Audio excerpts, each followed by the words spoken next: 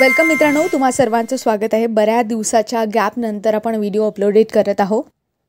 मित्रांनो, यामध्ये आपण जर विचार केला तर आधी मी एक ग्रामीण स्थानिक स्वराज्य संस्था नावाने एक टॉपिक घेतला होता। त्यामध्ये मी तुम्हाला ग्रामपंचायत याबद्दल डिटेल माहिती सांगितली होती। आता आपल्याला 73वी घटना दुरुस्ती आणि ग्रामीण स्थानिक स्वराज्य संस्थेची जे एक कालक्रमणिका आहे, म्हणजे कसा कसा तो प्रवास झाला, त्यानंतर 73वी घटना दुरुस्ती कशी घडून आली, त्यामागे काय पार्श्वभूमी होती, कोण कोण लोक होते आणि कसं त्याची एक रचना आहे, सगळ्या गोष्टी आज आपण इथे बघणार आहोत। आणि मित्रांनो, याचा डिटेल अभ्यास करण्यासाठी आपण जर बघितलं तर मी एक स्टँडर्ड रेफरन्स वापरला आहे। त्यामध्ये किशोर लवटे सरांचं बुक आहे पंचायत राजचं, त्यामधून रेफरन्स घेतलेला आहे। तसेच एम लक्ष्मीकांत या ऑथेंटिक बुकमधून आपण रेफरन्स घेतलेला आहे। म्हणून जे क्वालिटी कंटेंट असेल ते तुम्हाला मिळणार आहे। फक्त इथे काही गोष्टी जर चुकल्या तर त्या फक्त माझ्या बोलण्यातून किंवा लिहिण्यातून चुकू शकतात, बाकी इतरत्र गोष्टी चुकणार नाहीत। आणि कोणतीही चूक असो किंवा कुठली गोष्ट असो मित्रांनो, तुम्ही बिंदासपणे कमेंटमध्ये सांगू शकता, मांडू शकता, बोलू शकता। कोणतेही सजेशन ऑब्जेक्शन असो, कोणती गोष्ट असो, बिंदासपणे बोला।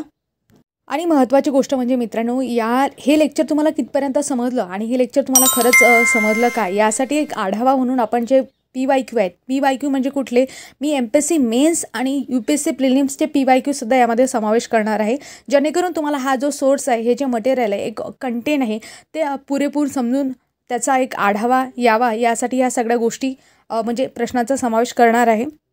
म्हणजे मित्रांनो, आपण जर बघितलं तर योग्य उत्तरापर्यंत आपल्याला पोहोचता आलं पाहिजे। यासाठी एलिमिनेशन मेथडचा वापर करून किंवा कुठल्याही डायरेक्ट इनडायरेक्ट पद्धतीने आपण उत्तरापर्यंत पोहोचलं पाहिजे, यासाठी हा माझा छोटासा प्रयत्न।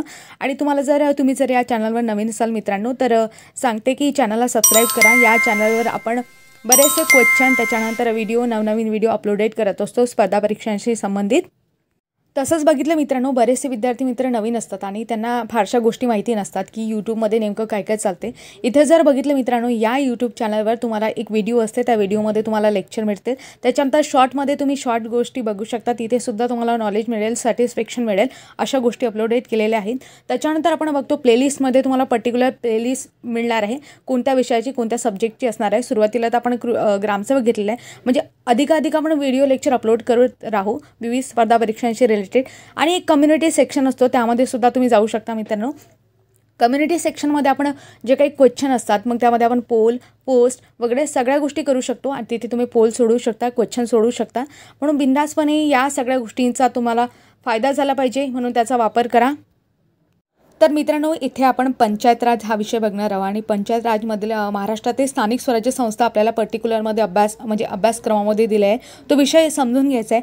पण त्याआधी पंचायत राज या विषयाबद्दल आपण थोडक्यात आढावा घेऊ। म्हणजे पंचायत राज हा विषय कसा सुरू झाला, प्राचीन कालखंडामध्ये याला काही नावे होती का, मध्ययुगीन कालखंडामध्ये कसा काय याचा जो कार्यक्रम होता तो कसा होता, त्याच्यानंतर ब्रिटिश कालखंडात काही गोष्टी आहे का, त्याच्यानंतर आपल्याला भारताला स्वातंत्र्य मिळालं, याच्यानंतर याच्यामध्ये कशी प्रगती होत गेली, हा सगळा आढावा आपण घेणार आहोत। यामध्ये आपण सुरुवातीला बघतो तर प्राचीन कालखंडाचा आपण अभ्यास करू।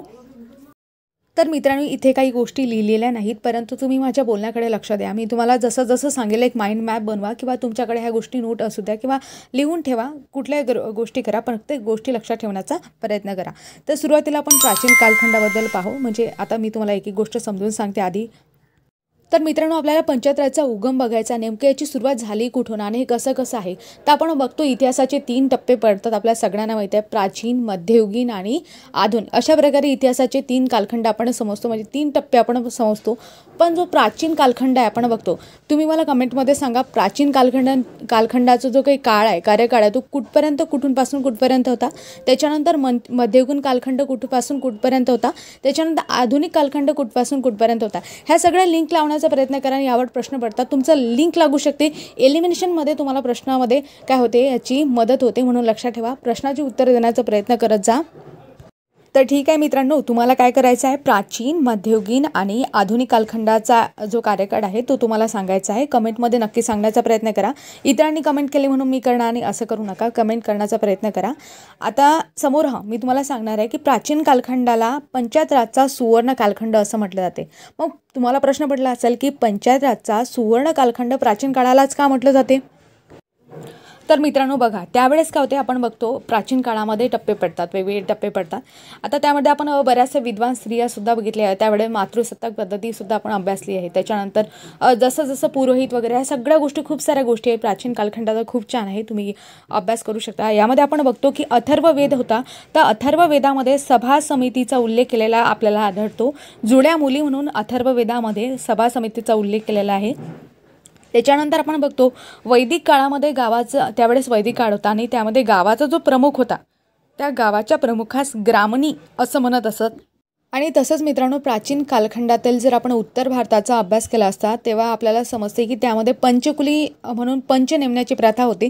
मग अशा प्रकारे आपल्याला पंचायत राजशी संबंधित काहीतरी पुरावे, काहीतरी गोष्टी तिथून मिळतात. तिथून आपल्याला अभ्यास समजतो की पंचायत राजचा सुरुवात जी आहे ती कुठून झालेली आहे. आपण बघतो की प्राचीन कालखंडापासून पंचायत राजची सुरुवात झालेली आहे.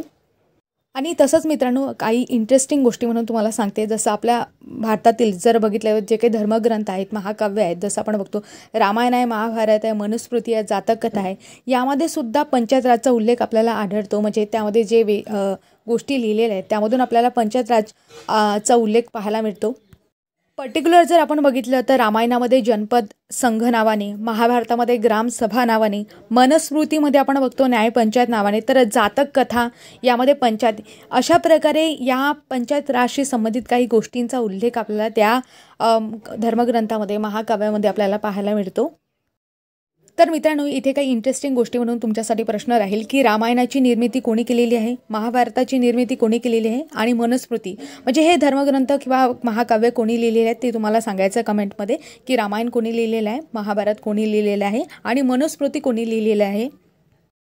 मग तुम्ही म्हणाल यावर प्रश्न पडेल काय, सांगता येत नाही, काहीही प्रश्न पडू शकतो, कुठे कोणती लिंक लागेल सांगता येत नाही. म्हणून जास्तीत जास्त नॉलेज आणि अपडेटेड नॉलेज घेण्याचा प्रयत्न करा. अशा प्रकारे मित्रांनो, प्राचीन कालखंडाला पंचायत राजचा सुवर्ण कालखंड असं म्हटलं जाते, म्हणून मी तुम्हाला काही पुरावे दिले.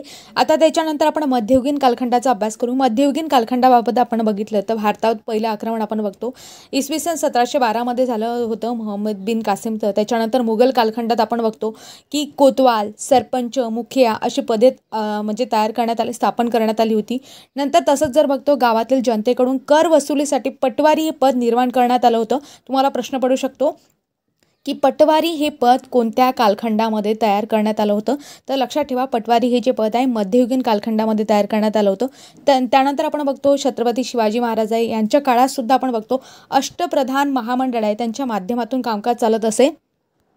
तर मित्रांनो, इथे एक गोष्ट लक्षात ठेवा की मी छत्रपती शिवाजी महाराजांचा उल्लेख केला आहे आणि त्यामध्ये अष्टप्रधान महामंडळ यांच्या माध्यमातून पंचायत राज किंवा या बाकीच्या सगळ्या गोष्टीचं कामकाज चालत असेल. म्हणजे त्यांचं एक राज्याचं जे काम आहे ते अष्टप्रधान मंडळाच्या माध्यमातून चालत असेल. मग तुम्हाला प्रश्न असा सुद्धा पडू शकतो की अष्टप्रधान मंडळातील प्रमुख कोण होतं, त्यामध्ये कोणाकोणाची नावे होते, म्हणजे लिंक बेस तुम्हाला क्वेश्चन विचारू शकतात. समोर आपण बघितलं मित्रांनो तर मुघल कालखंडामध्ये चौधरी नावाचं जे पद होतं ते होतं आणि त्याच्यानंतर आपण बघतो हे पद कशासाठी स्थापन करण्यात आलं होतं, तर मुघल कालखंडातील चौधरी नावाचं जे पद होतं तर ग्रामस्तरावर न्यायदानासाठी स्थापन करण्यात आलं होतं. अशा प्रकारे मित्रांनो, मध्ययुगीन कालखंडातील काही महत्त्वाच्या गोष्टी म्हणजे पंचायत राजशी संबंधित काही महत्त्वाच्या गोष्टी आपण बघितल्या. तर बघा मित्रांनो, स्पर्धा परीक्षांच्या युगात बरेच मित्रमैत्रिणी जे असतात ते नवीन आहेत आणि त्यांच्यासाठी ह्या सगळ्या गोष्टी खूप नवीन आहेत आणि एवढंसुद्धा विचारतील का, असे सुद्धा प्रश्न पडतील का, असा सुद्धा प्रश्न त्यांच्यासमोर असेल. तर बघा, यामध्ये आपण सगळ्या प्रश्नपत्रिकांचा ॲनालिसिस करून हा व्हिडिओ बनवलेला आहे.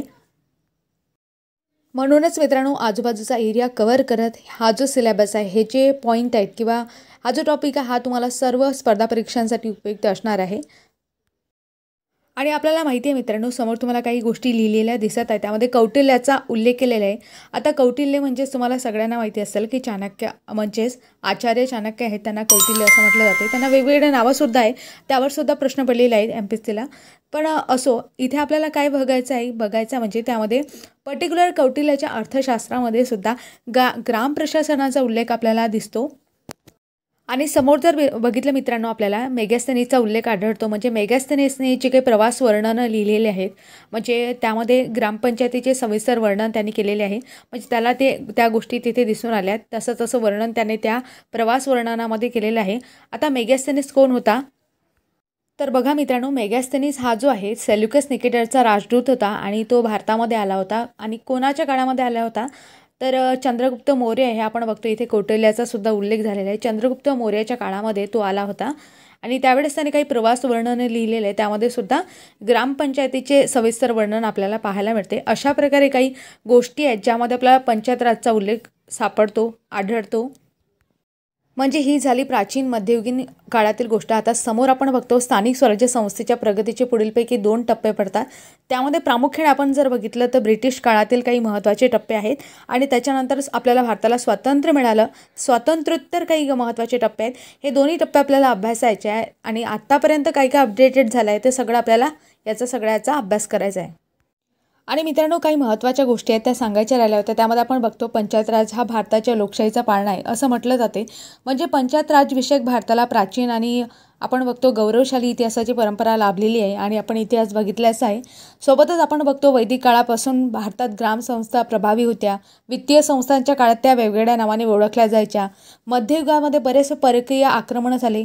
त्याच्यानंतर भारतात पंचायत राज व्यवस्था जी आहे ती मोडकळीस आली आणि या नागरीकरणाचा प्रभाव जास्त असल्यामुळे ग्रामीण भागातील पंचायत राज जे आहे ते डबघाईला आला. आणि नंतर आपण बघतो त्यानंतर आपण बघतो ब्रिटिश भारतामध्ये पारंपरिक स्थानिक स्वशासन संस्था आहे त्यांची अवस्था बिकट झाली. परंतु ब्रिटिश काळापासून आधुनिक पंचायत राज व्यवस्थेच्या उत्क्रांतीला सुरुवात झाली आणि त्यांचे आजचे बळकट स्वरूप त्यांनी धारण केले. आणि यानुसारच आपण बघतो की स्थानिक स्वराज्य संस्थांच्या प्रगतीचे पुढीलपैकी 2 टप्पे पडतात, जसं की ब्रिटिश काळातील आणि स्वातंत्र्योत्तर काळातील. म्हणजे भारताला स्वातंत्र्य मिळाल्यानंतरचा जो काही आधुनिक काळातील हा जो टप्पा आहे असे 2 प्रकार त्यामध्ये पडतात. सुरुवातीला मित्रांनो आपण ब्रिटिश काळातील काही महत्त्वाच्या गोष्टी आहेत त्या समजून घेऊ. ज्यावर प्रश्न पडलेले आहेत त्या गोष्टी समजून घेऊ. PYQ ॲनालिसिस करून ह्या सगळ्या गोष्टी बनवलेल्या आहेत. तर मित्रांनो, समोर तुम्हाला सगळ्या ब्रिटिश कालखंडातील जे काही महत्त्वाचे कायदे, निर्णय आणि संस्था स्थापन करण्यात आल्या होत्या आणि ज्यावर प्रश्न पडलेले अशा सगळ्या गोष्टींचा आढावा आपण येथे घेणार आहोत. तर बघा, इसवी सन 1687 इथं चुकीचं लिहिलं आहे मी, इसवी सन 1967 लिहिलं आहे पण ते चुकीचं आहे. इसवी सन 1687 बरोबर आहे. तर 1687 मद्रास येथे पहिली महानगरपालिका स्थापन झालेली आहे म्हणून लक्षात ठेवा. यावर प्रश्न पडलेला आहे. मग तुमच्यासाठी प्रश्न राहील मित्रांनो, जगातली पहिली महानगरपालिका कुठे स्थापन करण्यात आली होती, कोणतं शहर आहे, कोणतं ठिकाण आहे, ते ठिकाण मला तुम्हाला कमेंटमध्ये सांगायचं आहे. आपण बघतो मद्रास म्हणजे भारतामध्ये पहिली महानगरपालिका कधी स्थापन करण्यात आली तर 1687 आहे. मी वारंवार डेट म्हणत आहे कारण यावर प्रश्न पडलेला आहे. समोर आपण बघतो मित्रांनो की 1842 आहे. तर 1842ला बंगाल प्रांतात भारतातील पहिला म्युनिसिपल कायदा करण्यात आला होता. कुठे? बंगाल प्रांतामध्ये भारतातला पहिला म्युनिसिपल कायदा करण्यात आला होता 1842मध्ये. समोर आपण बघतो की 1850मध्ये संपूर्ण भारतासाठी म्युनिसिपल कायदा करण्यात आला होता. मग आता प्रश्न तुम्हाला असा विचारू शकते की म्युनिसिपल कायदा कधी करण्यात आला होता, त्याचं उत्तर दोन्ही पण असू शकते, 1842 पण आणि 1850 पण. परंतु प्रश्न असा जर झाला तर बंगाल प्रांतातील भारतातील पहिला म्युनिसिपल कायदा कधी आहे तर 1842 आहे आणि संपूर्ण भारतासाठी असणारा पहिला म्युनिसिपल कायदा कधी आहे तर 1850 आहे. आपण बघतो समोरचा अत्यंत महत्त्वाची घटना म्हणजे 1882ची म्हणजे कोणती तर लॉर्ड रिपनचा स्थानिक स्वराज्य संस्थेचा कायदा. आपण बघतो बरेच इंग्रज अधिकारी झाले आणि त्यापैकी काही इंग्रज अधिकारी चांगलेसुद्धा होते की ज्यांनी भारतासाठी खरंच सुधारणासुद्धा घडवून आणल्या, म्हणजे त्यांची देणगीसुद्धा आहे आणि बरेच त्यांनी लूट पण केली. म्हणजे दोन्ही गोष्टी आहेत, म्हणजे चांगल्यासोबत वाईट अशा दोन्ही गोष्टी आपल्याला इथे पाहायला मिळतात. तसेच आपण बघतो मित्रांनो 1882लाच प्रत्येक प्रांतामध्ये लोकल बोर्डाची स्थापनासुद्धा करण्यात आली होती आणि यावर सगळ्या गोष्टीवर प्रश्न पडलेला आहे. महत्त्वाच्या गोष्टी आहे म्हणूनच मी इथे घेतलेल्या आहेत. समोर आपण बघतो 1888चा बॉम्बे म्युनिसिपल कायदा. आता प्रश्न पहा, इथं परत म्युनिसिपल कायदा आला पण कधीचा आहे 1888चा आणि कोणत्या प्रांतासाठी आहे तर बॉम्बे प्रांतासाठी आहे म्हणून बॉम्बे म्युनिसिपल कायदा कधीचा आहे तर 1888चा आहे. समोर आपण बघतो 1907ची घटना म्हणजे काय आहे. 1907मधली अत्यंत महत्त्वपूर्ण घटना म्हणजे वेळोवेळी प्रश्न पडलेली अशी घटना म्हणजे चार्ल्स हॉबहाऊस यांच्या अध्यक्षतेखाली रॉयल विकेंद्रीकरण आयोग स्थापन करण्यात आला होता आणि या आयोगामार्फत आपण बघतो स्थानिक स्वराज्य संस्थाचा जो काही कारभार आहे तो लोकल बोर्डामार्फत न चालवता लोकनियुक्त सदस्यांकडे देण्यात यावा अशी शिफारस करण्यात आली होती. म्हणून अत्यंत महत्त्वाचा आहे आणि वेळोवेळी प्रश्न पडलेला आहे. समोर जर आपण बघितलं मित्रांनो तर 1919चा मॉन्टेग्यू चेम्सफोर्ड कायदा होता. त्याच्या अंतर्गत आपण बघतो पंचायत राज हा विषय प्रांतातील सोपीव खात्यामध्ये समाविष्ट करण्यात आला होता. आणि 1920ची गोष्ट आहे ती म्हणजे महाराष्ट्रात बॉम्बे पंचायत कायदा अस्तित्वात आला. अशा प्रकारे ह्या काही महत्त्वाच्या गोष्टी आहेत. तर मित्रांनो ह्या झाल्या ब्रिटिश कालखंडातील महत्त्वाच्या काही गोष्टी. आता आपल्याला स्वातंत्र्योत्तर काळातील काही महत्त्वाच्या गोष्टी आहे. म्हणजे भारताला स्वातंत्र्य मिळाल्यानंतर म्हणजे भारताला 15 ऑगस्ट 1947ला स्वातंत्र्य मिळाले आणि त्याच्यानंतर काय पंचायत राजशी संबंधित चालू घडामोडी झाल्या त्या आपल्याला बघायच्या आहेत. तर बघा मित्रांनो 26 जानेवारी 1950ची गोष्ट आहे ज्यामध्ये आपण बघतो की भारतीय राज्यघटना आपण तेव्हापासून अंमलात आणली. भारतीय राज्यघटनेच्या कलम 40मध्ये ग्रामपंचायतीच्या स्थापनेची तरतूद सांगितलेली आहे. आता कलम 40 हे कशाशी रिलेटेड आहे हा प्रश्न तुमच्यासाठी राहील. मूलभूत हक्कांशी रिलेटेड आहे का मार्गदर्शक तत्वांशी रिलेटेड आहे. अत्यंत साधा सोपा प्रश्न आहे आणि बेसिक प्रश्न आहे. प्रश्नाचं उत्तर देण्याचा प्रयत्न करा. तसंच मित्रांनो आपण बघितलं तर संविधानातील कलम 246ने राज्य विधिमंडळास स्थानिक प्रशासन संबंधित कोणत्याही विषयावर कायदा करण्याची शक्ती प्रदान केलेली आहे. ह्या दोन्ही घटना अत्यंत महत्त्वाच्या आहेत आणि खूप म्हणजे बेसिक प्रश्न आहेत हे.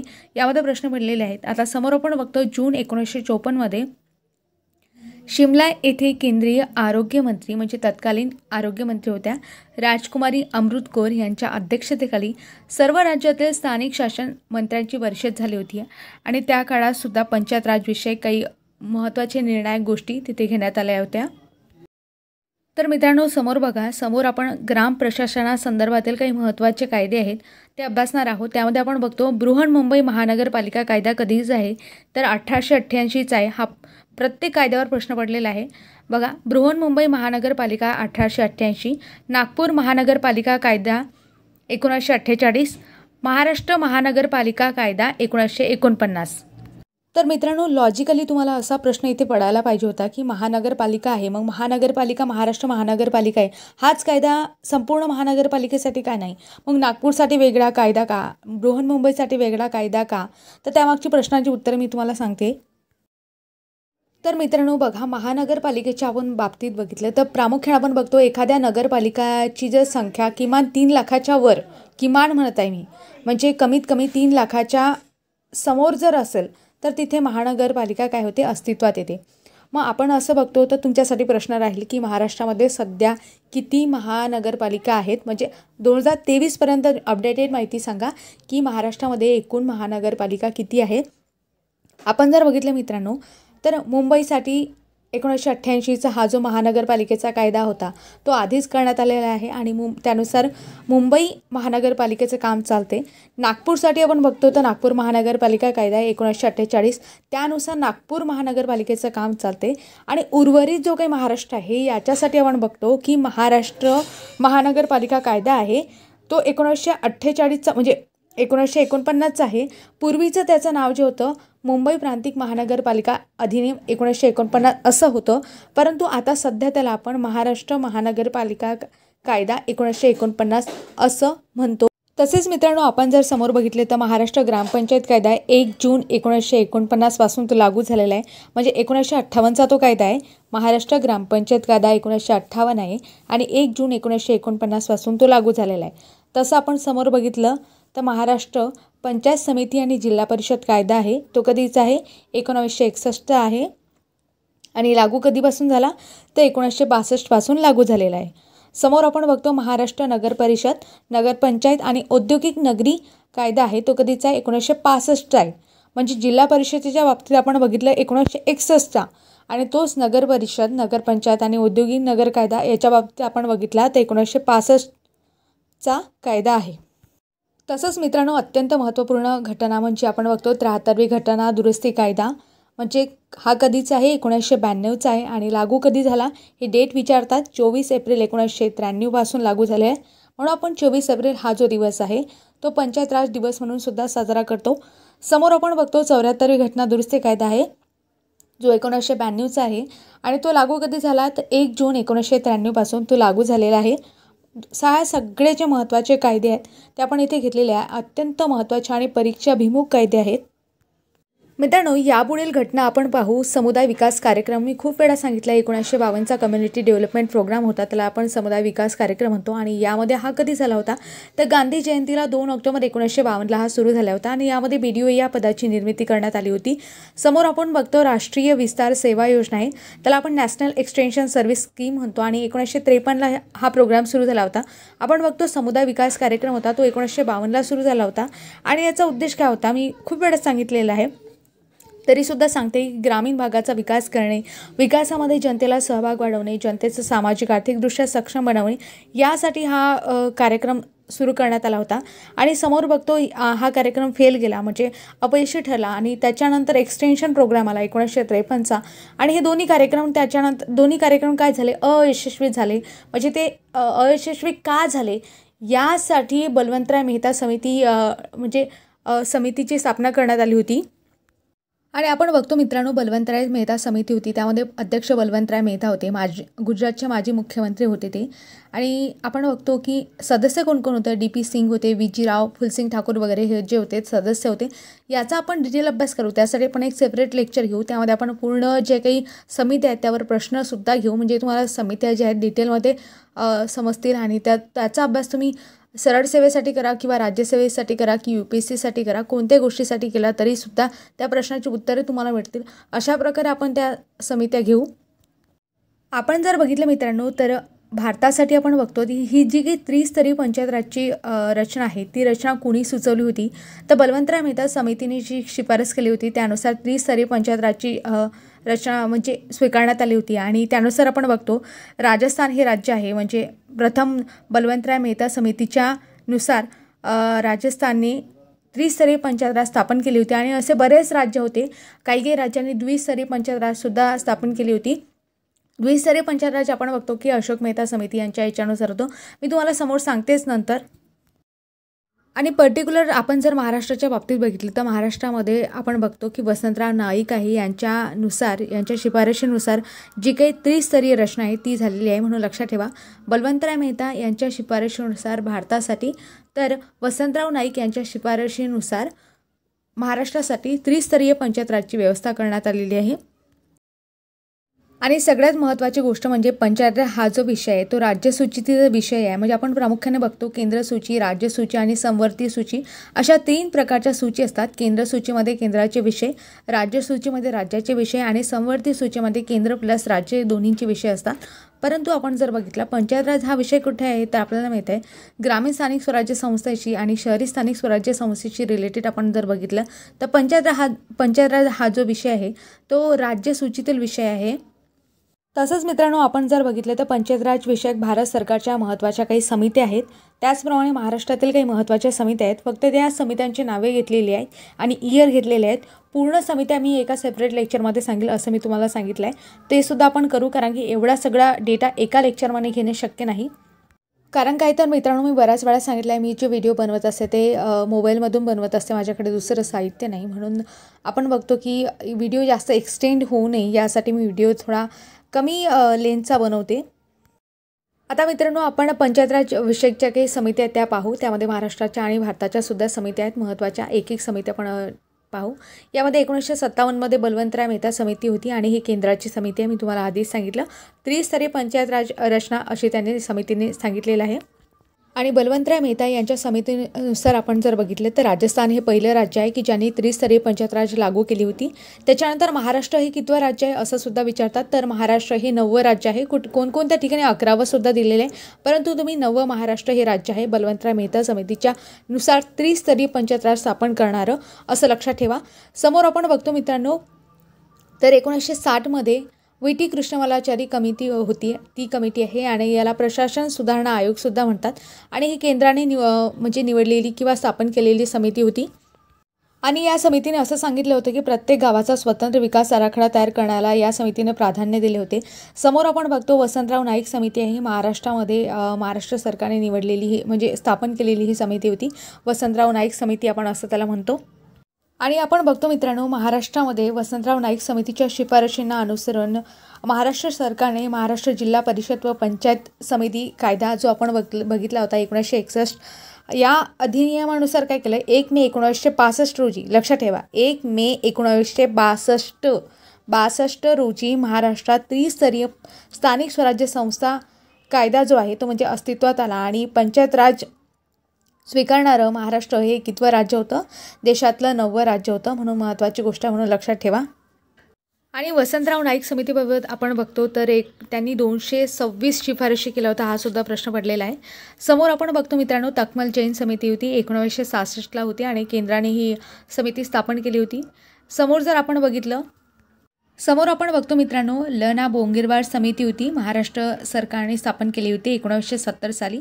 ही सुद्धा महत्त्वाची समिती आहे. त्यांनी काही महत्त्वाच्या शिफारशी केल्या होत्या. त्यामध्ये प्रामुख्याने आपण बघतो की ग्रामपंचायतीचा कार्यकाळ 5 वर्षाचा असावा असं त्यांनी सांगितलं होतं. न्यायपंचायती बडतर्फ करण्यात यावा असं त्यांनी सांगितलं होतं. ग्रामपंचायतीची लोकसंख्या समजा 10,000पेक्षा जास्त झाल्यास तिचे रूपांतर नगरपालिकेमध्ये करण्यात यावे अशी सुद्धा शिफारस त्यांनी केली होती. त्यामध्ये सांगितलं होतं त्यांनी की पंचायत समितीचे सुद्धा अ ब क असे वर्गीकरण करा. जसं आपण बघतो आता की नगर परिषदेचे अ ब क असे वर्गीकरण आहे, त्याचप्रमाणे पंचायत समितीचे सुद्धा अ ब क असे वर्गीकरण करा असं त्यांनी शिफारस केल्या होत्या. आणि ल न बोंगीरवार यांच्या समितीबाबत एक प्रश्न विचारला जातो की त्यांनी न्यायपंचायती पूर्णपणे रद्द कराव्यात अशी सुद्धा शिफारस केली होती. तसंच सरपंच परिषद असावी म्हणजे सरपंच समिती स्थापन करावी अशी सुद्धा त्यांनी शिफारस केली होती. त्याचप्रमाणे आपण बघतो की जिल्हा पातळीवर जिल्हा नियोजन मूल्यमापन नावाने एक समिती स्थापन करण्यात यावी. तसंच आमदार खासदार यांना जिल्हा परिषदेचे सदस्यत्व देऊ नये अशी सुद्धा शिफारस त्यांनी केली होती. तसंच आपण बघतो मित्रांनो, 1980ची बाबूराव काळे उपसमिती होती जी महाराष्ट्र सरकारने स्थापन केली होती. आणि ही जी समिती आहे म्हणजे बाबूराव काळे ही जी समिती आहे पंचायत राज संस्थांच्या अंमलबजावणीतील त्रुटी शोधण्यासाठी समिती स्थापन करण्यात आली होती. त्यामध्ये त्यांनी सांगितलं होतं की प्रामुख्याने कोणता प्रश्न विचारला आहे तो मी तुम्हाला सांगते की हिवताप निर्मूलन आहे, कुष्ठरोग नियंत्रण आहे, क्षयरोग नियंत्रण आहे, यासारखे कार्यक्रम जिल्हा परिषदेच्या अधीन असावे अशी त्यांनी शिफारस केली होती. हा प्रश्न पडलेला आहे म्हणून तुम्हाला प्रश्नच मी पर्टिक्युलरली सांगितला. समोरची महत्त्वाची समिती म्हणजे प्रा.बी. पाटील समिती आहे आणि महाराष्ट्र सरकारने ती समिती स्थापन केली होती. ती स्थापन करण्यामागे महत्त्वाचा उद्देश म्हणजे आपण बघतो की राज्यातील पंचायतीचे सर्वार्थाने पुनर्वलोकन करणे. तसंच महाराष्ट्रातील पंचायत राज विकासात या समितीचं महत्त्वपूर्ण योगदान आहे. आपण बघतो का तर यामध्ये सरपंचाची निवड प्रत्यक्ष मतदारातून करण्यात यावी अशी शिफारस जी आहे ते प्रा.बी. पाटील समितीने केली होती. म्हणजे महत्त्वाची शिफारस मी तुम्हाला सांगितली आहे की ज्यावर प्रश्न पडलेला आहे. समोर आपण बघतो मित्रांनो की 1985ची जी.व्ही.के. राव समिती होती आणि ही केंद्र सरकारने स्थापन केलेली समिती होती. तर जी.व्ही.के. राव समितीबाबत आपण जर बघितलं मित्रांनो, अत्यंत महत्त्वाची ही जी जी.व्ही.के. राव आहे ती समिती आहे आणि ग्रामीण विकास व दारिद्र्य निर्मूलनाच्या बाबतीत समिती होती आणि याची जी स्थापन करणारी संस्था केंद्राने केलेली आहे. मग पर्टिक्युलरली नियोजन आयोगाने ही स्थापन केलेली होती. त्यांनी काय महत्त्वाचं निरीक्षण त्यांनी नोंदवलं होतं ते म्हणजे पंचायत राज संस्था नोकरशाहीमुळे दुर्बल झाल्या असून मुळाशिवाय रोप म्हणजेच ग्रास विदाऊट रूट अशी अवस्था झाली आहे अशी त्यांनी म्हणजे असं त्यांच्या निरीक्षणातून त्यांनी सांगितलं होतं. या शिफारशीने म्हणजे या समितीने सांगितलं होतं. त्यांच्या महत्त्वाच्या शिफारशीसुद्धा होत्या त्या आपण समोर एका लेक्चरमध्ये पाहू. आता समोरची समिती आहे 1986-87 LM सिंघवी समिती आणि ही सुद्धा केंद्र सरकारने स्थापन केली होती. आणि या समितीचं वैशिष्ट्य म्हणजे असं की त्यांनी काय केलं होतं, ग्रामसभेचा उल्लेख प्रत्यक्ष लोकशाहीचे मूर्त स्वरूप असा केला होता. आणि महत्त्वाची गोष्ट म्हणजेच यांनी काय सांगितलं होतं की पंचायत राजला घटनात्मक दर्जा देण्यात यावा असं त्यांनी सांगितलं होतं. म्हणून महत्त्वाची समिती आहे LM सिंघवी समिती. समोरची महत्त्वाची समिती आपण बघितली तर 1988ची VM गाडगीळ समिती होती. महाराष्ट्र सरकारने ही स्थापन केली होती. म्हणून अशा प्रकारे महत्त्वाच्या समित्या आहेत त्याचा आढावा आपण घेतला. यांनी शिफारशीसुद्धा भरपूर केलेल्या आहे परंतु आपण त्या समोर एका नेक्स्ट म्हणजे समोरच्या लेक्चरमध्ये घेऊ. मित्रांनो, आता समोर आपल्याला पंचायत राज संस्थांच्या घटनात्मक दर्जा देण्याचे प्रयत्न काय प्रयत्न झाले आणि कोणी कसे प्रयत्न केले ते सुद्धा आपल्याला अभ्यास करायचा आहे. म्हणजे घटनात्मक दर्जा कसा त्याला प्राप्त झाला आणि 73वी घटनादुरुस्ती कायदा कसा निर्माण झाला ते सुद्धा एक आढावा आपल्याला क्रोनॉलॉजी बघायची आहे. त्यामध्ये आपण बघतो की काय होतं, गोष्ट आहे 1984 ते 1989 या काळातील. आपण बघतो मित्रांनो, राजीव गांधी सरकार होते आणि त्यांच्या काळातील ही गोष्ट आहे. तर त्यावेळेस काय होते, राजीव गांधी यांनी 1989मध्ये लोकसभेमध्ये 64वं घटनादुरुस्ती विधेयक मांडलं होतं. कशाच्या बाबतीत आपण बघतो तर 73वी घटनादुरुस्ती आहे त्याच्या बाबतीत हे विधेयक आहे. आणि हेच जर आपण 74व्या घटनादुरुस्तीच्या बाबतीत बघितलं तर विधेयक 65 असणार आहे आणि क्रोनॉलॉजी मात्र 73व्या आणि 74व्या घटना दुरुस्ती याच्यासाठी एक सारखीच आहे, फक्त विधेयकं बदलतात. लक्षात ठेवा. राजीव गांधी सरकारांनी म्हणजे सरकार होतं त्यावेळेस 1984 ते 89च्या काळातील ही गोष्ट आहे. त्यावेळेस आपण बघतो 1989मध्ये लोकसभेमध्ये 64वं घटना दुरुस्ती विधेयक मांडण्यात आलं होतं. ते कोणाच्या बाबतीत? तर 73व्या घटना दुरुस्तीच्या बाबतीत आपण बघत आहोत इथे. आणि नंतर आपण बघतो ऑगस्ट 1989मध्ये ते लोकसभेत विधेयक संमत झालं, परंतु नंतर आपण विचार केला तर राज्यसभेत ते नामंजूर झालं कारण विरोधी पक्षांनी साथ दिली नाही. त्यामुळे हे जे घटना दुरुस्ती विधेयक आहे म्हणजे आपण बघतो ते काय झालं, कोलॅप्स झालं. म्हणजे तिथून तो प्रवास संपला. समोर आणखी एका सरकारने तो प्रवास म्हणजे परत ते अशाच प्रकारचं एक विधेयक VP सिंग सरकार आलं होतं. त्यांनी म्हणजे राष्ट्रीय आघाडी सरकार आपण असं म्हणतो, नॅशनल फ्रंट गव्हर्नमेंट. कार्यकाळ होता 1989 ते 1990च्या काळात. यांनीसुद्धा प्रयत्न केले. त्यांनीसुद्धा सप्टेंबर 1990मध्ये लोकसभेमध्ये हे विधेयक मांडलं, परंतु ते सुद्धा यशस्वी झालं नाही. आता त्याच्यानंतर आपण बघतो की परत सरकार बदलल्यानंतर नरसिंह राव सरकार आलं आणि हे सगळं जे योगदान आहे ते कोणाला जाते? नरसिंह राव सरकार यांना जाते. म्हणजे घटना दुरुस्तीचं आपण बघतो 73व्या घटना दुरुस्तीनुसार पंचायत राज व्यवस्था लागू करण्यात आली. याचं जे श्रेय जाते ते कोणत्या सरकारला जाते? तर प्रामुख्याने नरसिंह राव सरकार आहे त्यांना ते जाते. मित्रांनो, हे जे विधेयक आहे म्हणजे नरसिंह राव सरकारने मांडलेलं हे जे विधेयक 1991 ते 1996 याच्या दरम्यानचं म्हणजे हा कार्यकाळ होता यांचा. यांनी काय केलं, सप्टेंबर 1991मध्ये ग्रामविकास मंत्री होते वेंकटस्वामी, त्यांनी हे विधेयक मांडलं होतं. त्याच्यानंतर यांच्याच कार्यकाळामध्ये 22 डिसेंबर 1992ला लोकसभेमध्ये हे विधेयक संमत केलं गेलं. त्याच्यानंतर आपण बघतो 23 डिसेंबर 1992ला राज्यसभेने हे संमत केलं आणि जवळजवळ 17 राज्य विधिमंडळांनी या विधेयकाला काय दिली? मान्यता दिली. तर 20 एप्रिल 1993ला तत्कालीन राष्ट्रपती होते शंकर दयाळ शर्मा यांनी या विधेयकाला मान्यता दिली. लक्षात ठेवा, हा सुद्धा प्रश्न पडू शकतो की 73व्या घटना दुरुस्ती विधेयक जेव्हा झालं म्हणजे मांडण्यात आलं त्यावेळेस आपण बघतो की कोण राष्ट्रपती होते आणि कोणाची त्यावर स्वाक्षरी झाली असा सुद्धा प्रश्न पडू शकतो. म्हणून लक्षात ठेवा, शंकर दयाळ शर्मा यांनी त्या विधेयकाला मान्यता दिली आणि नंतर त्याचं कायद्यामध्ये रूपांतर झालं, म्हणून महत्त्वाची गोष्ट आहे. तर मित्रांनो, हा जो 73वी घटना दुरुस्ती कायदा 1992चा आहे आणि हा जो कायदा पास होण्यासाठी आपण बघतो अधिक काही महत्त्वाच्या फॅक्ट्स आहेत त्याच्याशी संबंधित आहे, जो हा कायदा पास करण्यासाठी महत्त्वपूर्ण आहेत. त्या म्हणजे आपण बघतो की भारतीय राज्यघटनेतील जे काही गांधीवादी मार्गदर्शक तत्त्वे आहेत आपण मी तुम्हाला सांगितलं होतं की कलम 40 आहे. कलम 40मध्ये मी तुम्हाला विचारला होता प्रश्न की कलम 40 कोणत्या गोष्टीशी संबंधित आहे? मूलभूत कर्तव्य की मूलभूत अधिकार की मार्गदर्शक तत्त्वे? लक्षात ठेवा, मार्गदर्शक तत्त्वाशी संबंधित आहे. आणि आता तुमच्यासाठी पुढचा प्रश्न की कोणत्या भागामध्ये याचं वर्णन केलेलं आहे राज्यघटनेनुसार ते तुम्हाला कमेंटमध्ये सांगायचं आहे.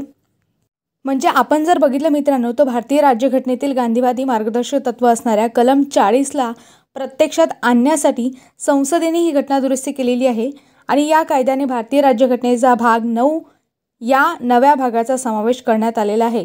कोणत्या घटना दुरुस्तीने? 73वी घटना दुरुस्ती 1992ने. आणि महत्त्वाचे म्हणजे याच्यामध्ये कोणत्या कलमांचा समावेश होतो तर कलमेसुद्धा महत्त्वाचे मित्रांनो. 243 ते 243 ओ या कलमांचा यामध्ये समावेश होतो. म्हणजे आपण बघतो की यामध्ये कोणकोणत्या गोष्टी आहेत त्या मी तुम्हाला समोर सांगणार. म्हणजे मित्रांनो, आपण येथे बघितलं की 73वी घटना दुरुस्ती आहे त्यामुळे भाग 9चा समावेश करण्यात आला आहे. तसं काही परिशिष्टसुद्धा आहे. कोणतं परिशिष्ट आहे तर लक्षात ठेवा, परिशिष्ट 11 आहे. परिशिष्ट 11 हे विषय म्हणजे आपण बघतो की 243 जीशी संबंधित आहेत आणि या परिशिष्ट 11चा सुद्धा यामध्ये समावेश करण्यात आला. म्हणजे कोणत्या घटना दुरुस्तीने? 73व्या घटना दुरुस्तीने. आणि एक महत्त्वाची गोष्ट म्हणजे मित्रांनो, परिशिष्ट 11 आहे. परिशिष्ट 11मध्ये आपण बघतो की पंचायत राजमध्ये कामाचे 29 विषय दिलेले आहेत आणि 243 जी हे कलम त्याच्याशी संबंधित आहे. महत्त्वाचं कलम आहे मित्रांनो, 243 जीवर प्रश्न पडलेला आहे. समोर आपण बघतो मित्रांनो 43व्या घटना दुरुस्तीनुसार पंचायत राज स्थापन करणारं पहिलं राज्य कोणतं आहे तर मध्य प्रदेश आहे आणि 1993मध्ये हे म्हणजे या राज्याने काय पंचायत राज जे आहे ते 73व्या घटना दुरुस्तीनुसार स्वीकार केलं. मग तुम्हाला प्रश्न कसा पडलेला आहे म्हणजे 3-4 प्रश्न इथे पडतात. प्रश्न असा विचारला की 73व्या घटना दुरुस्तीनुसार पंचायत राज स्थापन करणारं पहिलं राज्य कुठलं भारतातलं तर मध्य प्रदेश. प्रश्न असा जर विचारला की बलवंतराय मेहता समितीच्या शिफारशीनुसार भारतातलं असं कोणतं राज्य आहे ज्याने सर्वप्रथम पंचायत राज स्वीकार केला पण कोणत्या कमिटीनुसार? बलवंतराय मेहता. तर लक्षात ठेवायचं कोण आहे? राजस्थान. असा सुद्धा प्रश्न पडतो की द्विस्तरीय पंचायत राज आहे, ते द्विस्तरीय पंचायत राज स्वीकारणारं पहिलं राज्य कोणतं? म्हणजे अशोक मेहता समितीने त्याची शिफारस केली होती आणि त्यानुसार पहिलं राज्य कोणतं? असा सुद्धा प्रश्न विचारतात. तर लक्षात ठेवा मित्रांनो की पहिली द्विस्तरीय पंचायत राज व्यवस्था सर्वप्रथम कर्नाटकमध्ये अस्तित्वात आली, म्हणजे 1984 आणि त्याच्यानंतर खालोखाल मग आंध्र प्रदेश आहे, पश्चिम बंगालमध्ये सुद्धा द्विस्तरीय पंचायत राजचा व्यवस्थेचा स्वीकार केला. पण लक्षात काय ठेवायचं तुम्हाला? अशोक मेहता समितीच्या शिफारशीनुसार सर्वप्रथम कर्नाटकमध्ये 1984 द्विस्तरीय पंचायत राजची काय झाली? पंचायत राज स्वीकार करण्यात आला. आणि महत्त्वाचा प्रश्न म्हणजे ज्याचा आपल्या ग्रामसेवक या पदामध्ये उल्लेख केला आहे ते म्हणजे 73वी घटनादुरुस्ती. म्हणून 73व्या घटनादुरुस्तीनुसार पंचायत राज स्थापन करणारं पहिलं राज्य कोणतं? तर मध्य प्रदेश हे राज्य आहे. आणि कधी म्हणजे कधी त्यांनी हे स्वीकार केला? तर 1993 केला. म्हणून महत्त्वाची गोष्ट आहे, नोट करून घ्या आणि लक्षात ठेवण्याचा प्रयत्न करा. तसंच मित्रांनो 74वी घटनादुरुस्तीसुद्धा आहे, पण 74वी घटनादुरुस्ती यामध्ये सिलेबसमध्ये उल्लेख नाही, पण यथाकदाचित प्रश्न विचारला गेला तर लक्षात ठेवा 74व्या घटनादुरुस्तीनुसार आपण बघतो की भाग 9A समावेश करण्यात आला आहे. त्याला आपण नगरपालिका असा म्हणजे त्याचं शीर्षक आहे आणि त्यामध्ये प्रामुख्याने 243P ते 243ZG म्हणजे जिथं आपलं पंचायतीमधील जे काही कलमा संपतात 243A ते 243O ह्या ज्या कलमा संपतात तिथून 243P ते 243ZG या कलमा नगरपालिकेसाठी सुरू होतात. म्हणजे ह्या ज्या गोष्टी आहेत त्या 74व्या घटनादुरुस्ती 1992नुसार राज्यघटनेमध्ये ॲड करण्यात आलेल्या आहेत. आणि असा सुद्धा प्रश्न विचारू शकतात की 74व्या घटनादुरुस्तीनुसार कोणती अनुसूची यामध्ये ॲड करण्यात आलेली आहे? तर लक्षात ठेवा अनुसूची जी आहे क्रमांक 12 म्हणजेच परिशिष्ट क्रमांक 12. सिमिलर नाव आहेत, सिमिलर नावंसुद्धा लक्षात ठेवा की अनुसूची म्हणू किंवा परिशिष्ट म्हणू तरीसुद्धा तुम्ही लक्षात ठेवायचं आहे, एकच उत्तर त्याचं द्यायचं आहे. तर स्थानिक स्वशासनमध्ये आपण बघतो 74व्या घटनादुरुस्तीनुसार अनुसूची 12 म्हणजे परिशिष्ट 12सुद्धा समाविष्ट करण्यात आलेला आहे. आणि आणखी महत्त्वाची गोष्ट म्हणजे मित्रांनो परिशिष्ट 12मध्ये एकूण 18 कार्यकारी विषय दिलेले आहेत. म्हणजे तुम्हाला प्रश्न असा पडू शकतो की 74व्या घटनादुरुस्ती 1992नुसार जे परिशिष्ट 12 ॲड करण्यात आलेले आहे त्या परिशिष्ट 12मध्ये एकूण किती कार्यकारी विषय दिले आहेत? तर लक्षात ठेवा 18 कार्यकारी विषय दिलेले आहेत. आणि समोर जर बघितलं मित्रांनो तर आणखी महत्त्वाची गोष्ट म्हणजे हे परिशिष्ट 12 आहे ते कशाशी संबंधित आहे? ते 243W संबंधित आहे. आणि ह्या सगळ्या गोष्टी कोणाच्या बाबतीत मी तुम्हाला सांगते आहे तर 74वी घटनादुरुस्ती आहे ज्याचं शीर्षक आहे नगरपालिका आणि भाग 9A हा भाग राज्यघटनेमध्ये ॲड करण्यात आलेला आहे. तर मित्रांनो एक गोष्ट मी परत सांगते की 73वी 74वी घटनादुरुस्ती झाली त्यामुळे पंचायत राज हा विषय राज्यघटनेमध्ये समावेश करण्यात आला. याआधी हा विषय राज्यघटनेमध्ये यामध्ये समावेश नव्हता, त्याच्यासाठी बरेचसे विधेयकं झाली, तो प्रवाससुद्धा आपण बघितला. आता महत्त्वाची गोष्ट म्हणजे तुम्हाला प्रश्न पडू शकतो, साधा सोपा लॉजिकल प्रश्न पडेल समजा की राज्यघटनेमध्ये याचा समावेश होता का? म्हणजे 74व्या घटनादुरुस्तीने आपण केला म्हणून लक्षात ठेवा सुरुवातीला राज्यघटनेमध्ये समावेश नव्हता. म्हणजे 2 स्तरीय होते, कोणते? तर केंद्र आणि राज्य. परंतु 73व्या आणि 74व्या घटनादुरुस्तीमुळे केंद्र, राज्य आणि पंचायत हा तिसरा पाढा यामध्ये समावेश करण्यात आला. आणि भारत हे जगातील असा एकमेव देश आहे की ज्यामध्ये अशी त्रिस्तरीय रचना आपल्याला पाहायला मिळते. तसंच महत्त्वाचं मित्रांनो मी तुम्हाला सांगितले 29 विषय आहेत ते 73व्या घटनादुरुस्तीनुसार परिशिष्ट 11मध्ये ॲड करण्यात आलेले आहे. आता आपण बघतो की त्या 29 विषय कोणते आहेत मी तुम्हाला तोंडी पटापट सांगते, यथाकदाचित प्रश्न आला तर सांगता येत नाही. तर बघा मित्रांनो मी तुम्हाला विषय सांगते, पाठ करायचे नाही आहेत, मी प्रश्न सांगत आहे, हे फक्त ऐकून घ्यायचे आहेत. तर ऐका. कृषी विस्तार असं आपण बघतो तो विषय समावेश करण्यात आलेला आहे. जमीन सुधारणा अंमलबजावणी, जमिनीचे एकत्रीकरण, मृदा संधारण, पाण्याचे व्यवस्थापन, पाणलोट क्षेत्र विकास आपण बघतो. चौथा टॉपिक आहे पशुसंवर्धन, दुग्ध व्यवसाय, कुक्कुटपालन. 5वा मत्स्य व्यवसाय. 6वा सामाजिक वनीकरण, क्षेत्र वनीकरण. 7वा गौण व उत्पादने. 8वा लघु उद्योग, अन्न प्रक्रिया उद्योग. त्याच्यानंतर 9वा खादी, ग्रामोद्योग व कुटीर उद्योग. 10वा ग्रामीण गृहनिर्माण. 11वा पिण्याचे पाणी. 12वा इंधन व वैरण. 13वा रस्ते, नाले, पूल, जलमार्ग, दळणवळणाची अन्य साधने. 14वा ग्रामीण विद्युतीकरण, विद्युत वितरण वगैरे. 15वा आपण बघतो अपारंपरिक ऊर्जा साधने, 16वा गरिबी हटाव कार्यक्रम, 17वा शिक्षण प्राथमिक माध्यमिक शाळांचं आपण बघतो. नंतर 18वा आपण बघतो की तांत्रिक प्रशिक्षण आहे, व्यवसाय शिक्षण आहे, 19वा प्रौढ अनौपचारिक शिक्षण आहे, 20वा ग्रंथालय आहे, 21वा सांस्कृतिक कार्य, तसेच 22वा बाजार व जत्रा, 23वा आरोग्य स्वच्छता रुग्णालय प्राथमिक आरोग्य केंद्र दवाखाने यांसह बाकीच्या गोष्टी. नंतर 24वा कुटुंब कल्याण, तसंच मित्रांनो 25वा महिला व बाल विकास, नंतर समाज कल्याण, 26वा समाज कल्याण, 27वा दुर्बल घटकांचे कल्याण विशेषतः अनुसूचित जाती आणि जमातींचे, 28वा सार्वजनिक वितरण पद्धती आणि 29वा सामाजिक मालमत्तांचे संरक्षण किंवा रक्षण. अशा प्रकारे हे 29 विषय 73व्या घटनादुरुस्ती 1992 नुसार परिशिष्ट 11 मध्ये या विषयांचा समावेश करण्यात आलेला आहे. तर आपण बघितलं होतं 74व्या घटनादुरुस्तीनुसार 18 विषय आहेत, ते 18 विषय सुद्धा तुम्हाला मी वाचून दाखवते.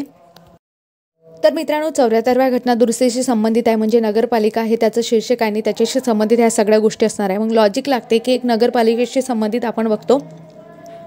तर यामध्ये बघा नगर नियोजनासह नागरी क्षेत्र विनियोजन, जमिनीच्या वापराचे व इमारतीच्या बांधकामाचे विनियमन, आर्थिक व सामाजिक विकासासाठी नियोजन, रस्ते व पूल, घरगुती औद्योगिक वाणिज्यिक प्रयोजनार्थ पाणी पुरवठा आपण बघतो.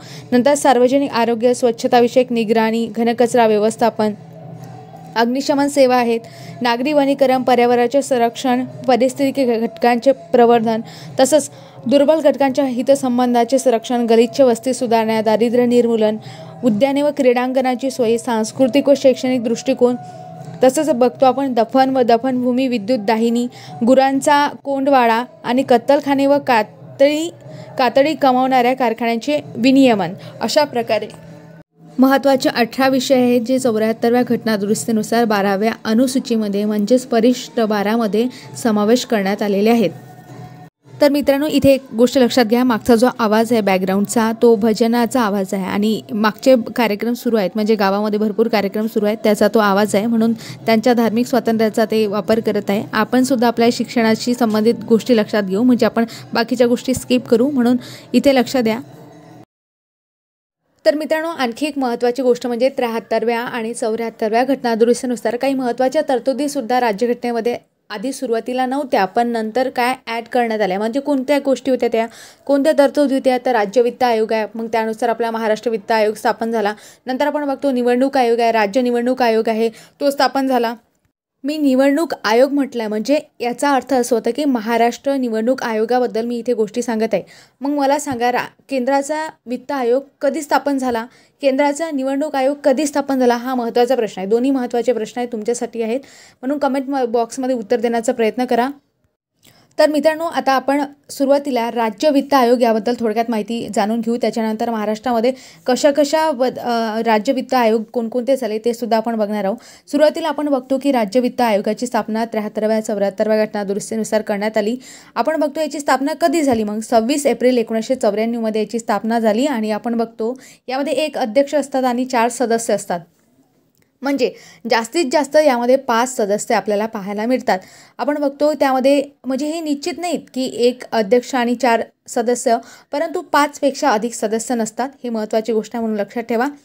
आणि याचा कार्यकाळ आणि कालावधी आपण बघतो तर 5 वर्ष असते आणि राज्यपालांच्या आदेशानुसार दोन्ही उत्तर तुम्हाला मिळू शकतात किंवा देऊ शकता तुम्ही की 5 वर्ष साधारणतः कार्यकाळ आहे, परंतु हे राज्यपालांच्या आदेशानुसार याचा कार्यकाळ ठरतो. यामध्ये आपण बघतो की अध्यक्ष आहे आणि सदस्य आहे यांची पुनर्नियुक्तीस ते पात्रसुद्धा असतात, म्हणजे पुनर्नियुक्तीसुद्धा होऊ शकते. आणखी महत्त्वाची गोष्ट यांना जर राजीनामा द्यायचा आहे ते कोणाकडे जर राजीनामा देतील तर राजीनामा अध्यक्ष व सदस्य जे आहेत ते राज्यपाल यांच्याकडे देतील, कारण राज्यपालाच त्यांच्या आदेशानुसारच यांची काय होत असते निवड होत असते. मग मित्रांनो तुम्हाला प्रश्न पडला असेल की राज्य वित्त आयोग आहे, राज्य वित्त आयोग नेमकं कार्य काय करते, तर बघा पंचायत राज व नागरी संस्थांच्या आर्थिक स्थितींचं परीक्षण करते, वित्त नियोजनाशी संबंधित शिफारस करते. तसंच आपण बघतो की आर्थिक वित्तीय बाबींमध्ये राज्य व केंद्र सरकारमध्ये समन्वय साधण्यासाठी मदत करते. महत्त्वाची गोष्ट म्हणजे राज्य सरकारद्वारे संकलित केलेला कर, शुल्क, पथकर इत्यादीचे स्थानिक स्वराज्य संस्थांमध्ये वितरण करण्याचं काम कोण करत असते, तर राज्य वित्त आयोग करत असते, म्हणून महत्त्वाच्या गोष्टी आहेत. तर मित्रांनो आपण बघतो की महाराष्ट्र वित्त आयोग कायदा आहे 1994चा कायदा आहे आणि त्यानुसार राज्य वित्त आयोगाची स्थापना करण्यात आलेली आहे. मग आतापर्यंत किती आयोग झाले तर लक्षात ठेवा, आतापर्यंत 5 वित्त आयोग नेमण्यात आलेले आहेत. त्यामध्ये आपण बघतो पहिला वित्त आयोग आहे तो 1994 ते 97च्या दरम्यान होता आणि कोण होते त्याचे अध्यक्ष शांताराम घोलप यांच्या अध्यक्षतेखाली पहिला वित्त आयोग स्थापन करण्यात आला होता. कधी होता? 1994 ते 97 त्यांचा कार्यकाळ होता. तर दुसरा वित्त आयोग होता त्याचा कार्यकाळ 1999 ते 2005च्या दरम्यान होता. तेथे कोणत्या पुस्तकामध्ये किंवा कुठल्या रेफरन्समध्ये श्री एस हबीब मुल्ला असा सुद्धा रेफरन्स आहे, तर कुठे श्री वासुदेवन असा सुद्धा रेफरन्स आहे, म्हणून बघून घ्याल.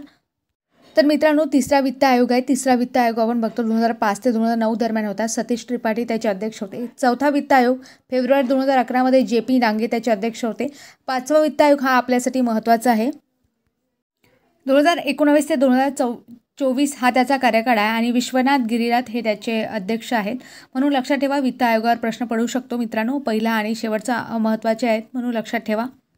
तर मित्रांनो इथे एक गोष्ट आणखी लक्षात घ्या की ज्याप्रमाणे वित्त आयोग स्थापन करण्यात आला त्याचप्रमाणे राज्य निवडणूक आयोगसुद्धा 73व्या आणि 74व्या घटनादुरुस्तीनुसार स्थापन करण्यात आलेला आहे. तर मित्रांनो एक गोष्ट लक्षात घ्या की भारतीय राज्यघटनेतील कलम 243K आणि 243ZA नुसार स्थानिक स्वराज्य संस्थांच्या निवडणुका पार पाडण्यासाठी राज्य निवडणूक आयोगाची स्थापना करण्यात आलेली आहे. आणि आपण जर बघितलं तर आयोगाच्या स्थापनेची अधिसूचना ही जी आहे ते कोणाकडून केली जाते तर राज्यपालांकडून केली जाते. महत्त्वाचा प्रश्न आहे म्हणून लक्षात ठेवा.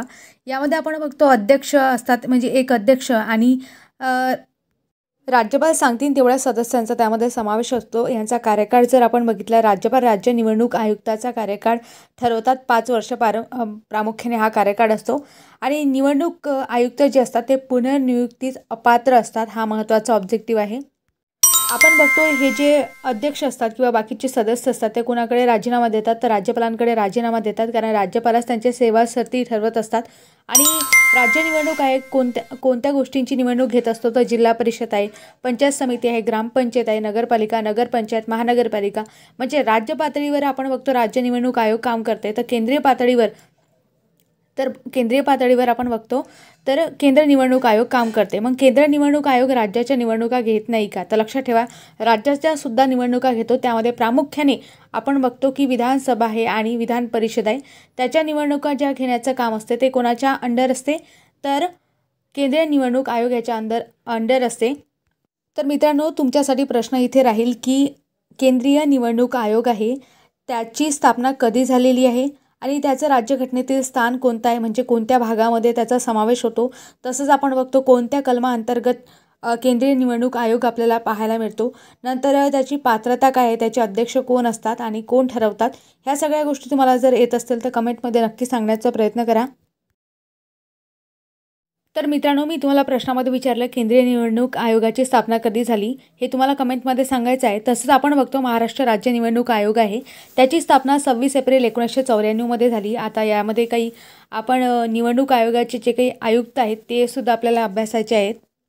तर लक्षात ठेवा मित्रांनो पहिले जे आयुक्त होते ते श्री D.N. चौधरी हे होते आणि सध्याचे जे आयुक्त आहेत ते UPS मदान हे आहेत. अशा प्रकारे मित्रांनो 73व्या आणि 74व्या घटनादुरुस्तीने ज्या ज्या गोष्टी घडलेल्या आहेत आणि घटनेमध्ये राज्यघटनेमध्ये तरतुदी केल्या आहेत त्या सगळ्या आपण येथे अभ्यासला. त्याच्याशी संबंधित महत्त्वाच्या फॅक्ट्ससुद्धा आणि महत्त्वाचे मुद्देसुद्धा आपण समजून घेतले. आता समोर आपण 73वी घटनादुरुस्ती आणि 74वी घटनादुरुस्ती यातील महत्त्वाच्या कलमांचा अभ्यास करूया. तर लक्षात ठेवा मित्रांनो यावर प्रश्न पडलेले आहेत म्हणून समोर आपण एक एक गोष्ट पाहू. यामध्ये कलम 243 आहे त्यानुसार व्याख्या सांगितलेली आहे. नंतर 243A नुसार ग्रामसभेबद्दल सांगितलेले आहे. 243B नुसार पंचायतीची स्थापना सांगितलेली आहे. मित्रांनो इथे एक गोष्ट लक्षात घ्या की 73वी घटनादुरुस्ती जसे आहे त्यामध्ये जसे कलम आहेत तसेच 74व्या घटनादुरुस्तीमध्ये सुद्धा नगरपालिकेच्या बाबतीत तसेच कलम आपल्याला पाहायला मिळतात. म्हणून लक्षात ठेवा मी फक्त तुम्हाला 73वी घटनादुरुस्तीचे जे महत्त्वाचे कलम आहेत ते इथे वाचून दाखवणार आहे, कारण की आपल्याला परीक्षेमध्ये आणि सिलेबसमध्ये 73वी घटनादुरुस्ती दिलेली आहे. तर आपण बघत होतो 243B नुसार पंचायतीची स्थापना झाली आहे. 243C नुसार पंचायतीची रचना याबद्दल प्रश्न विचारलेला आहे. 243D नुसार जागांचे आरक्षणावर भरपूर वेळा प्रश्न विचारलेला आहे. 243E नुसार पंचायतीचा कालावधी सांगितलेला आहे. हे प्रत्येक कलम तुम्हाला लक्षात ठेवायचे आहे, कारण या कलमांवर जसेच्या तसे प्रश्न पडलेले आहेत म्हणून लक्षात घ्या। समोर आपण बघतो की 243F आहे। 243F नुसार सदस्यांची अपात्रता, 243G नुसार पंचायतीचे अधिकार व जबाबदाऱ्या सांगितल्या आहे। जी अत्यंत महत्त्वाची कलम आहे। 243G नुसार पंचायतीचे अधिकार व जबाबदाऱ्या सांगितलेल्या आहेत। समोर जर बघितलं 243H नुसार आपण बघतो पंचायतीचे कर लादण्याचे अधिकार व पंचायत निधी सांगितलेला आहे, अत्यंत महत्त्वाचा आहे। नंतर 243I नुसार वित्त आयोग आपण बघितलाच आहे। 243J नुसार पंचायतीचे लेखापरीक्षण आहे। 243K नुसार आपण बघतो पंचायतीच्या निवडणुका। 243L नुसार 73वी घटना दुरुस्ती संघ राज्य क्षेत्राला लागू सांगितलेला आहे।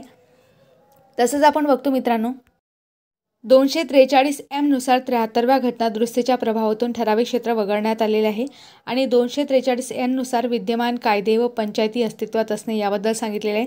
243O नुसार निवडणूक बाबत हस्तक्षेप करण्यास न्यायालयांना प्रतिबंध सांगितलेला आहे। 243O कलम सुद्धा महत्त्वाचे म्हणून लक्षात ठेवा की निवडणुकीच्या बाबतीत हस्तक्षेप करण्यास न्यायालयांना प्रतिबंध आहे। तर मित्रांनो अशा प्रकारे महत्त्वाच्या 73व्या घटना दुरुस्तीचा प्रवास आपण बघितला, त्यामधील महत्त्वाचे कलमे सुद्धा आपण बघितले आणि आजूबाजूची भरपूर माहिती आपण कव्हर केली। बरेचसे ऑब्जेक्टिव्ह म्हणजे जवळजवळ सर्व ऑब्जेक्टिव्ह तुम्हाला कव्हर झालेले आहेत। त्यामध्ये UPSCचे सुद्धा आणि MPSC मेन्सचे सुद्धा ऑब्जेक्टिव्ह कव्हर झालेले आहेत। परंतु हे जे प्रश्न आहे मित्रांनो एका व्हिडिओमध्ये, कारण व्हिडिओ जो आहे तो खूप एक्सटेंड झालेला आहे म्हणून आपण यासाठी हे प्रश्न आहेत म्हणजे सेपरेट एक स्पेशल लेक्चर घेऊ, त्यामध्ये मी तुम्हाला सगळे प्रश्न टाकून देईल। याच्या लगेच मी पाठोपाठ ते लेक्चर अपलोड करण्याचा प्रयत्न करेन। आणि महत्त्वाची गोष्ट म्हणजे मित्रांनो तुम्ही याआधी ग्रामीण स्थानिक स्वराज्य संस्था हे लेक्चर बघा, त्यानंतर हे लेक्चर बघा, म्हणजे एक तुम्हाला आढावा येऊन जातो, त्याची एक क्रोनॉलॉजी समजते। अशा प्रकारे तुम्ही हे लेक्चर एका पाठोपाठ एक कव्हर करा। मी प्रत्येक पॉईंट याच्यामध्ये मांडण्याचा प्रयत्न केला, प्रत्येक पॉईंट कव्हर करण्याचा प्रयत्न केला, कोणत्या प्रकारचा पॉईंट स्किप राहिला नाही किंवा ठेवला गेला नाही।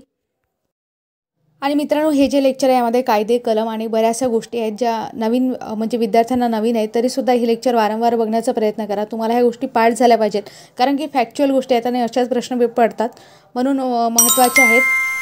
आणि हे लेक्चर झाल्यानंतर प्रश्नांची सिरीज आपण घेणारच आहोत, तिथे सुद्धा तुमच्या गोष्टी क्लिअर होती, तिथे तुम्हाला प्रश्नांची उत्तरं आले म्हणजे लेक्चर तुम्हाला समजलं असा त्याचा अर्थ होईल।